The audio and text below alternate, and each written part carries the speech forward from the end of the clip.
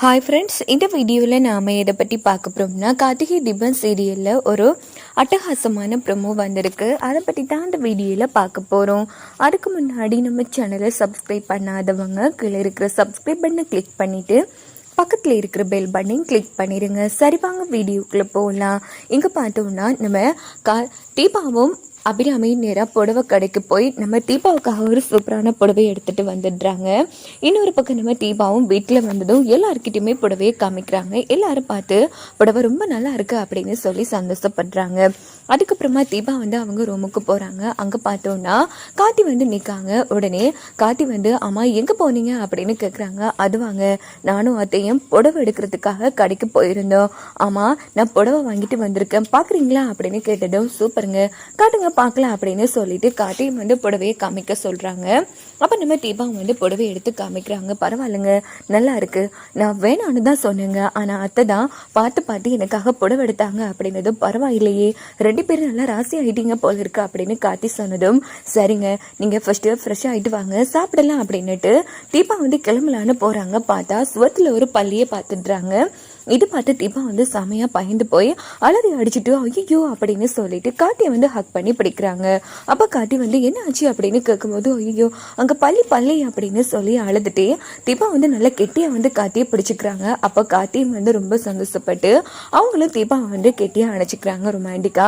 அப்போ தான் நம்ம கார்த்தி கவனிக்கிறாங்க பள்ளி சுவத்தில் இருக்கு. ஸோ இது புரிஞ்சுட்டே வேணும்னு கார்த்தியை ஹக் பண்ணிட்டு இருக்காங்க. அப்போ நம்ம தீபாவுக்கு தெளிவாக புரியுது, ஐயோ கார்த்திக் சார் கட்டி பிடிச்சிட்டு இருக்கோமே அப்படின்னு. உடனே என்ன பண்றாங்கன்னா வேணும்னு நல்லா கெட்டியா பிடிச்சிக்கிறாங்க. அப்ப நம்ம காட்டி பாக்குறாங்க சுவத்தில் இருந்த பள்ளி போயிடுச்சு. அப்போ நம்ம காட்டி எங்கள் பள்ளி போயிடுச்சு அப்படின்னு சொன்னதும் ஆமாம் போயிடுச்சு, எனக்கு தெரியும்டா அப்படின்னு சொல்கிறாங்க. நீங்கள் பள்ளிக்கு பயந்து தானே என்ன கட்டிப்பிடிச்சிங்க, என்ன விருப்பப்பட்டா நீங்கள் கட்டிப்பிடிச்சிங்க, அப்போதையே பள்ளிக்கு தான் பயப்பட்டேன், இப்போது விரும்பி தான் கட்டிப்பிடிச்சிட்டு இருக்கேன் அப்படின்னதும் காட்டி ரொமான்டிக்காக நம்ம தீபா கெட்டியாக பிடிச்சிக்கிறாங்க. எங்கள் பள்ளியை பார்த்து பயப்படுறீங்களே, என்னங்க இது? ஆமாங்க, பள்ளியை பார்த்தா யாருக்கு தான் பயம் இல்லை, பம்பு பார்த்தா படையும் நடங்கும்னு சொல்லுவாங்க, ஆனால் பள்ளினா பொம்பளை எல்லாருக்குமே பயந்தான், அது உங்களுக்கு எங்க புரிய போகுதுங்கிற மாதிரி தீபா கியூட்டா பேசிட்டு இருக்காங்க. சரிங்க, சரி நான் ஃப்ரெஷ் ஆயிட்டு வர சாப்பிடலாம் அப்படின்னு சொல்லிட்டு கார்த்தியும் தீபாவும் போய் சாப்பிடுறாங்க. அதுக்கப்புறமா நம்ம தீபா என்ன பண்றாங்கன்னா நேரா ரம்யாவுக்கு ஃபோன் போட்டு இங்க பாரு அம்மோ, நாளைக்கு வீட்டை எனக்கும் கார்த்திக்கும் தாலி கட்டுற சடங்கு இருக்கு, ஸோ கண்டிப்பா நீ இந்த சடங்குல கலந்து கொள்ளணும் அப்படின்னது ரம்யா செம அதிர்ச்சி ஆறாங்க. என்ன தீபா சொல்லாம திடீர்னு முடிவெடுத்துட்டீங்க? ஆமா, நான் தாலி இல்லாம இருக்கிறது அத்தைக்கு ரொம்ப சங்கடமா இருக்கு, அதான் அத்தை திடீர்னு இப்படி ஒரு முடிவெடுத்துட்டாங்க. எப்படியோ கார்த்திக் என் கழுத்துல தாலி கட்டுறது தானே, ஸோ நாளைக்கு கட்டுனானே, எப்போ கட்டுனா என்ன, அத்தைக்கு எப்போ என் கழுத்துல தாலி ஏறுதோ அப்போதான் அவங்களுக்கு நிம்மதி, ஏன்னா தனக்காக தான் நான் தாலியை கலட்டி வச்சேங்கிற ஒரு குற்ற உணர்ச்சியில தான் அத்தை ஃபீல் பண்ணிட்டு இருக்காங்க. ஸோ அவங்க சந்தோஷம்தான் என்னோட சந்தோஷம் அப்படின்னு தீபா சொன்னதும் ஓகே தீபா, நீ நல்லா இருந்தா எனக்கு அதுவே போதும், கண்டிப்பா நான் வந்துடுறேன் அப்படின்னுட்டு ரம்யா போனை வச்சுட்டு செம்ம டென்ஷன் ஆகுறாங்க. நமக்கு யோசிக்க கூட டைம் கொடுக்காம அதுக்குள்ள ஃபங்க்ஷன் பண்ணலான்னு முடிவெடுத்துட்டாங்களே, இல்லை நமக்கு இன்னும் ஒரு நாள் இருக்கு, அதுக்குள்ளே ஏதாச்சும் பண்ணி ரம்யா நல்லா யோசிங்கிற மாதிரி ரம்யா ரொம்ப கேவலமாக யோசிச்சுட்டு இருக்காங்க. இன்னொரு பக்கம் பார்த்தோம்னா மறுநாள் சடங்குக்குரிய ஏற்பாடுகள் நடந்துட்டு இருக்கு. ஜானகிக்கு ரொம்ப கவலையா இருக்கு. ஏன்னா ஜானகி தர்மலிங்கம் ஐயாவும் நம்ம கார்த்தி தீபாவோட ஜாதகத்தை கொண்டு போய் ஒரு யோசியர்கிட்ட காமிச்சிருப்பாங்க. அவங்க சொல்லியிருக்காங்க இப்படி தாலி கட்டுற சடங்கு நடக்காது, உங்க பொண்ணு கழுத்துல ஒரு வாட்டி தான் தாலி ஏறும், அது ஏற்கனவே ஏறிடுச்சு, இப்போதைக்கு உங்க பொண்ணு கழுத்துல அந்த மஞ்சள் கயிறு மட்டும் தான் கிடைக்கும், அந்த கல்யாணம் கண்டிப்பா நடக்காது, அப்படி நடக்காத போதும் நீங்க என்ன பாருங்க, அப்போ உங்ககிட்ட ஒரு உண்மையான ரகசியத்தை சொல்லுவா அப்படின்னு சொல்லியிருப்பாங்க. இது எல்லாத்தையும் நினைச்சு ஜானகி ரொம்ப சங்கடப்பட்டுட்டு இருக்காங்க. அப்படின்னு பார்த்து மைட்லி இங்க பாருங்க, நானும் ரொம்ப நேரமா நேற்று இருந்து உங்களை கவனிச்சுட்டு தான் மாற, ஆமா நீங்களும் மாமாவோ ஒரு அர்க்கமாவே மூஞ்சி தூக்கி வச்சுக்கிறீங்க, என்ன ஆச்சுட்டு, எது பிரச்சனையா அப்படின்னு கேட்டதும் உடனே ஜானகி யோசிர பார்த்த விஷயம் எல்லாத்தையும் மைத்திலி கிட்ட சொல்றாங்க. இதுகிட்ட மைத்திலி செம்ம அதிர்ச்சி ஆறாங்க. என்ன இது இவ்வளவு பெரிய விஷயம் நடந்திருக்கு, இங்க பாருங்க யோசிர அது அவங்க சொல்றதெல்லாம் நடக்கும்னா அப்போ கடவுள் எதுக்கு, நாமெல்லாம் எதுக்குத்தான், அதெல்லாம் ஒண்ணும் கிடையாது. இங்க பாருங்க, நீங்க இதை பத்தி யோசிக்காதீங்க, இங்க தடங்கள் வர்றதுக்கு அப்படி என்ன பிரச்சனை இருக்கு, கார்த்திக் வீட்டுல யாருமே பிரச்சனை இல்லை, நம்ம தீபா வீட்லயும் பிரச்சனை இல்லை, கார்த்திக் தாலியை கொடுத்தா அவரு சந்தோஷமா தீபா கழுத்துல போட போறாரு. இதுல என்ன அது தடங்கள் வரப்போகுதோ, நீங்க தேவையில்லாம மனசு போட்டு குழப்பி இந்த விஷயத்த தீபா கிட்டையும் சொல்லி அவளோட மனசையும் குழப்பாதீங்க. ஏற்கனவே அபிராமியமா உடம்பு சரியில்லாம கிடந்தப்போ அவ பிட்டு பிடிச்ச மாதிரி தெரிஞ்சா. இப்போதைக்கு இந்த விஷயத்தையும் சொன்னா கண்டிப்பா உடைஞ்சு போயிடுவா அப்படின்னதும், ஆமா மைத்திலி, அதைத்தான் உன் மாமாவும் சொன்னாரு. இருந்தாலும் எனக்கு மனசுக்குள்ள ஒரு பயமாவே இருந்துட்டு இருக்கு. அந்த யோசியர் வேற இது கல்யாணம் நடக்கலன்னா என்ன வந்து பாருங்க, ஒரு உண்மையை சொல்லணும் அப்படின்னு சொல்லியிருந்தாரு. அதை நினைச்சாலே எனக்கு ரொம்ப பயமா இருக்கேங்கிற மாதிரி ஜானகி வந்து பயப்படுறாங்க. உடனே நம்ம மைத்திலி வந்து சமாதானப்படுத்துறாங்க. கவலைப்படாதீங்க, என்ன நடந்தாலும் சரி, கண்டிப்பா இந்த சடங்கு நடந்தே ஆகும் அப்படின்னுட்டு மைத்திலி அங்க இருந்து கிளம்பிடுறாங்க. இன்னொரு பக்கம் பார்த்தோம்னா நம்ம அபிராமி வந்து கார்த்திக்கிட்டேயும் அவங்க ட்ரெஸ்ஸை கொடுக்குறாங்க. ஸோ நம்ம தீபா கிட்டே சொல்லி, இங்கே பாருங்கப்பா, இனி சடங்கு ஆரம்பமாகிற டைம் தான், 2 பேரும் நல்லபடியாக ரெடி ஆகிட்டு வாங்க அப்படின்னும் போது ரம்யா வந்து கிஃப்டோட வராங்க. ஸோ ரம்யா பார்த்த தீபா வந்து செம்ம ஹாப்பியாகிறாங்க. அப்போ நம்ம மீனாட்சி, இங்கே பாருங்க மைத்திலி, இந்த ரம்யாவை சாதாரணமா நினைக்காதீங்க, கண்டிப்பா ஏதோ ஒரு திட்டத்தோட தான் வந்திருப்பா. ஏன்னா இவன் நடந்துக்கிற விதத்தெல்லாம் பார்த்தா எனக்கு என்னமோ தப்பாவே இருக்கு. அது மட்டும் கிடையாது, ரொம்ப நெருக்கமாகறா நம்ம குடும்பத்தோட. சோ கண்டிப்பா காத்தி அடைகிறதுக்கு தான் இது திட்டம் போட்டுறாலும் பயமா இருக்கு. எதுக்கு இவன் மேல ஒரு கண்ணா இருக்கணும். ஏன்னா இந்த சடங்கு நடத்த விடாம ஏதாச்சும் திட்டம் போடுவான் அப்படின்னதும், அதெல்லாம் கவலைப்படாதீங்க மீனாட்சி, என்ன மீறி இவளால எதுவும் பண்ண முடியாதுங்கிற மாதிரி மைத்திலி ஒரு பக்கம் யோசிக்கிறாங்க.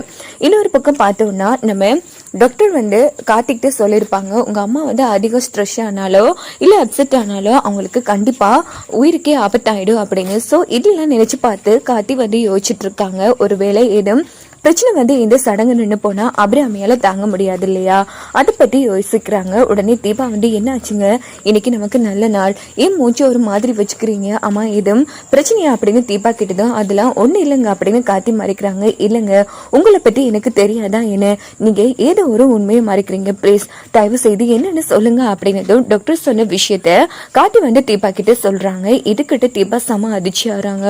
ஐயோ என்னங்க இது, இவ்வளவு பெரிய விஷயம் நடந்திருக்கு, இதை பத்தி இங்கிட்ட சொல்லவே இல்லையே, தெரிஞ்சா எல்லாரும் வருத்தப்படுவீங்க, அதனாலதான் சொல்லாம விட்டுட்டேன்.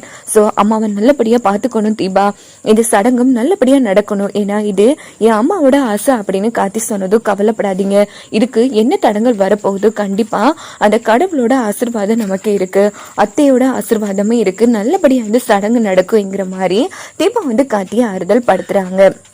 இன்னொரு பக்கம் நம்ம தீபாவும் காட்டியும் ரெடி ஆயிட்டு வராங்க. அப்போ நம்ம ரம்யா என்ன திட்டம் போட்டிருக்காங்கன்னு சொன்னா, அபிராமிக்கு ஒரு சின்ன பிரச்சனைன்னு சொன்னா கண்டிப்பா காத்தி வந்து இந்த சடங்கையை தடுத்து நிறுத்துவாரு அப்படின்னு சொல்லிட்டு நம்ம அபிராமி குடிக்கிற பால்ல வந்து பிபி டேப்லெட்டை வந்து கலந்து கொடுத்துடுறாங்க. இது புரியாம அபிராமி வந்து பாலை குடிச்சு முடிச்சதும் அவங்களுக்கு ரொம்பவே டென்ஷன் ஆக ஆரம்பிக்குது.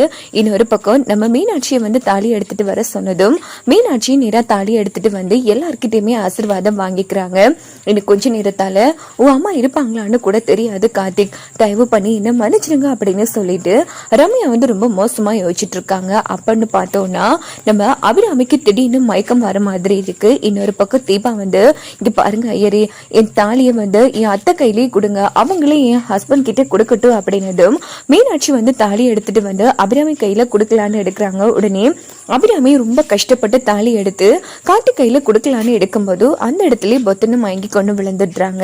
இது பார்த்து காத்தி துடிச்சு போய் உடனே டாக்டருக்கு போன் போட்டு நம்ம அபிராமியை வந்து செக் பண்ணி பாக்குறாங்க. பார்த்தா அபிராமிக்கு வந்து பிபி அதிகரிச்சிருக்கு. சோ உடனே அந்த இடத்துல டாக்டர் வந்து ட்ரீட்மெண்ட் முடிச்சுட்டு, இங்க பாருங்க பயப்படுற அளவுக்கு ஒன்றும் இல்லை, அவங்களுக்கு பிபி வந்து ஹையா இருக்கு, சொல்ல போனா இவங்க பிபி டேப்லெட் அதிகமா பாவிச்சிருக்காங்க அப்படின்னதும் காத்தி அதிர்ச்சி ஆறாங்க. ஆமா எதுக்குமா எப்படி பண்ணீங்க, ஆமா அம்மாவுக்கு டேப்லெட் கொடுத்தது யாரு, ஐயோ காத்தி இன்னைக்கு நான் சுத்தமா டேப்லெட்டே போட இல்லப்பா, அப்படி இருக்கும்போது இப்படி பண்ண பிபி டேப்லெட்டா அதிகமா போட்டிருப்பேன், நான் என்ன சின்ன குழந்தையா, என்ன வளமு போல தீபா தான் எனக்கு டேப்லெட் எல்லாம் கொடுப்பா, ஆனா இன்னைக்கு நான் சாப்பிடவே இல்லப்பா அப்படின்னதும் கார்த்திக் வந்து குழப்பமா இருக்கு, எப்படா இதெல்லாம் நடந்திருக்கும்னு. கடைசியா என்னமா சாப்பிட்டீங்க அப்படின்னு கார்த்திக் கேக்குறாங்க. கடைசியா நான் பால் தாப்பா குடிச்சேன், அது கூட மீனாட்சி தான் கொடுத்தா அப்படின்னதும், ஐயோ நான் வெறும் பால் தான் காத்தி கொடுத்தேன், அப்படிலாம் ஒண்ணும் இல்ல, நீ சரிமா நீங்க நல்லபடியா ரெஸ்ட் எடுங்க அப்படின்னதோ, சரிப்பா காத்தி சடங்கு நிறுத்த வேணாம், நல்லபடியா நான் தான் தாலி எடுத்து கொடுக்குறேன், நீங்க தீபா கழுத்துல கட்டு அப்படின்னதோ, உடனே ஐயர் வந்து, இங்க பாருங்கம்மா நல்ல நேரத்துல தான் இது எல்லாமே நடக்கணும், சொல்ல போனா நல்ல நேரம் முடிஞ்சிருச்சு, இதுக்கப்புறமா தாலி கட்டுனா பொண்ணு உயிருக்கோ இல்ல மாப்பிள்ளை உயிருக்கோ பிரச்சனை வந்துடும், அதனால இன்னொரு நாள் நல்ல நாள் பார்த்து சொல்லுங்க, கண்டிப்பா இந்த சடங்கு நடத்திடலாம் அப்படின்னு சொல்லிட்டு ஐயரும் அங்க இருந்து கிளம்பிடுவாங்க. எப்படியே கண்டிப்பா காத்தி திட்டத்தை கண்டுபிடிச்சு